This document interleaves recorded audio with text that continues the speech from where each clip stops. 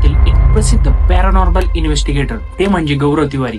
पण या गौरव तिवारींचा मृत्यू ज्या रहस्यमय पद्धतीने झाला होता ते अजूनही अनसॉल्व्ह मिस्ट्री मध्येच गणलं जातं. तर झालं असं, वेस्ट दिल्लीमध्ये राहत असणारी एक मुलगी जिच्यामध्ये 12 पेक्षा जास्त आत्मांचा वास होता, त्या मुलीचं इन्व्हेस्टिगेशन करण्यासाठी गौरव तिवारी एकदा तिच्या घरी जातात आणि तिच्या घरी गेल्यानंतर ते एकदम शॉक होतात. तिच्यावर सर्व इन्व्हेस्टिगेशन करून ते आपल्या घरी जातात आणि घरी गेल्यानंतर काही तासातच त्यांचा मृतदेह त्यांच्या बाथरूम मध्ये सापडलेला होता.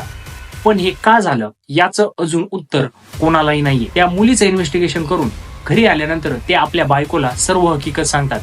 गौरव तिवारी त्यांच्या पत्नीला सांगतात की मी ज्या मुलीचं इन्व्हेस्टिगेशन करायला गेलो होतो त्या मुलीमध्ये 12 पेक्षा जास्त आत्मांचा वास आहे.